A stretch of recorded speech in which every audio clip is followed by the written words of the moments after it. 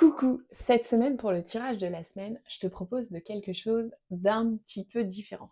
C'est-à-dire que je t'ai tiré une carte avec le tarot, histoire de sorcière, et on va aller travailler un petit peu cette carte en la comparant à d'autres jeux pour que ça te donne un panel d'interprétations possibles. Alors, je te passe la vidéo en vue bureau pour que tu puisses tout avoir. Et c'est parti, on plonge dans ce set de coupe qui est la carte de cette semaine. Donc, la carte de cette semaine, c'est ce set de coupe du tarot Histoire de sorcière. J'ai tiré la carte avec ce tarot.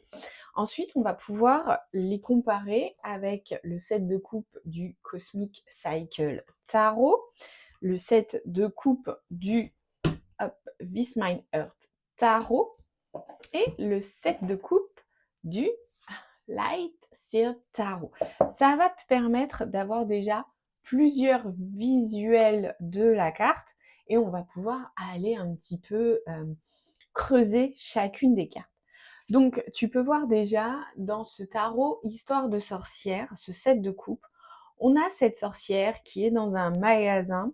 La vendeuse a un petit sourire un petit peu narquois et elle lui a proposé 7 différentes coupes dont la sorcière doit bien sûr choisir. Elle doit faire un choix.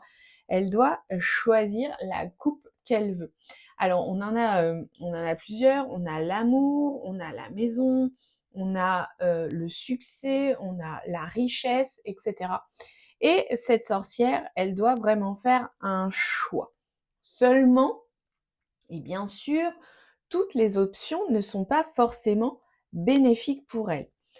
Regarde sur ce Cosmic Cycle Tarot, par exemple, il y a ce set de coupe où cette jeune fille est à un stand chez un glacier, en fait, et elle est en train d'hésiter sur la coupe qu'elle souhaite manger, laquelle souhaite déguster. Toutes lui donnent envie. Sur le set de coupe du This Mind Earth Tarot, on a encore cette jeune femme qui regarde des plantes suspendues et qui semble aussi hésiter. Hein. On voit que son visage, on a ce côté où elle se dit mais tiens, qu'est-ce que je vais prendre, qu'est-ce que je vais faire avec ça? Et on a aussi cette notion là où on a la petite maison, là peut-être où on a la nourriture avec ce petit oiseau qui mange. Là on a une espèce de map monde, donc est-ce qu'elle part en voyage? Bref, on a encore différentes possibilités. Et sur ce set de coupe du Light Seer Tarot, on a aussi là pour le coup un personnage masculin qui est aussi en pleine hésitation avec cette main sur cette main sur la bouche et l'autre qui vise un bol retourné. On a un petit côté, je trouve, si ça te parle, le jeu de société échelle et serpent. Tu vois, monter, descendre, monter, descendre. Là, il y a un serpent, là, il y a une échelle, il y a une échelle. Bref, moi, ça me fait penser à ça. Et on voit que ce personnage, il ne sait pas quelle coupe non plus. Il va choisir peut-être quelle coupe il va retourner, quelle coupe a ce qu'il souhaite en fait. Donc voilà un petit peu la description des différentes cartes. Donc si je te parle de ces cartes, si je te donne quelques mots-clés en énergie positive, tu gardes dans la tête que c'est la carte de la semaine. En énergie positive, ça va être tout ce qui est rêve, imagination, abondance de choix, inspiration, opportunité. Et comme on est dans le domaine des coupes, on a aussi toute cette ouverture à l'intuition et à l'émotion. En énergie négative, chaque carte a ses deux tournants. On va être sur des illusions, de la confusion, de l'hésitation, de la procrastination, de la dispersion, de l'indécision, du fantasme et des idées peut-être un petit peu irréalistes. Alors, maintenant, je vais te donner le détail. J'ai fait un post un peu plus succinct sur Insta, mais moi j'avais vraiment envie ici que l'on étudie ensemble ces cartes et donc je voulais justement t'en parler un petit peu plus précisément. L'énergie du 7 de coupe, ça va vraiment être cette notion d'abondance, d'idées, d'options, mais aussi de distraction. Tu vois, tu peux, avoir, plein de possibilités sur ta semaine et ne pas savoir quelle direction choisir. Tu peux te sentir dépassé par toutes ces possibilités, toutes ces options, tous ces choix, surtout si tu es comme moi, en tant que Balance, ascendant Gémeaux, un double signe d'air qui est souvent dans l'hésitation. Tu peux avoir des énergies qui sont un peu plus fluctuantes aussi et beaucoup, beaucoup, beaucoup d'incertitudes.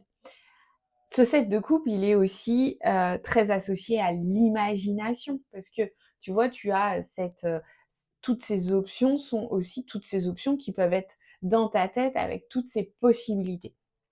Voilà en énergie un petit peu de la semaine. Si cette carte était plutôt un état d'esprit, c'est quelqu'un qui serait plutôt tourné vers ses rêves, vers ses aspirations, une envie aussi de tout avoir. Tu vois, elle sait pas choisir, elle veut tout en fait. Pourquoi elle devrait choisir? Cette personne aussi qui est dans un état d'esprit de pouvoir jongler avec plusieurs projets, un petit côté multipotentiel. Mais ça peut être aussi quelqu'un qui se disperse facilement, qui a une tendance à l'incertitude, à l'hésitation, et qui procrastine parce que, elle ne sait pas quoi choisir. Si cette carte était un blocage ou une peur, par exemple, le blocage principal, ce serait avoir peur de faire le mauvais choix. Tu vois, trop de possibilités tue la possibilité. Et c'est aussi cette idée de choisir, c'est renoncer. Et bah, si je choisis et que je renonce à la mauvaise option, imagine, est-ce que j'aurais pu choisir une autre? Bref, tu vois cette peur-là.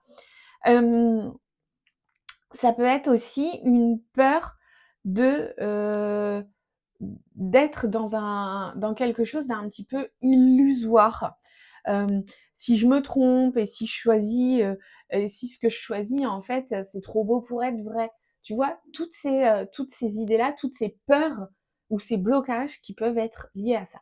On peut avoir aussi un blocage qui est la procrastination bien sûr et qui est donc, difficulté à choisir parce que, bah, bien sûr, on ne sait pas où aller.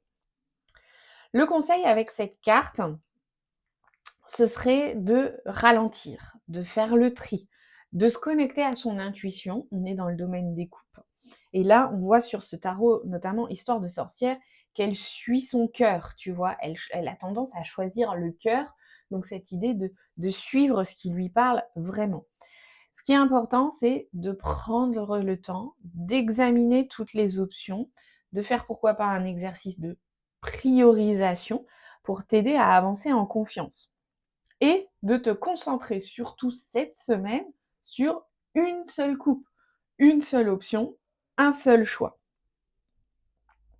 Si je devais te donner une interprétation peut-être un petit peu plus divinatoire pour cette carte, ce serait que cette carte, elle va t'annoncer, et donc elle t'annonce sur cette semaine, une période de grande imagination, de nombreuses opportunités, mais aussi, bah, bien sûr, le risque de confusion ou de désillusion. Pardon.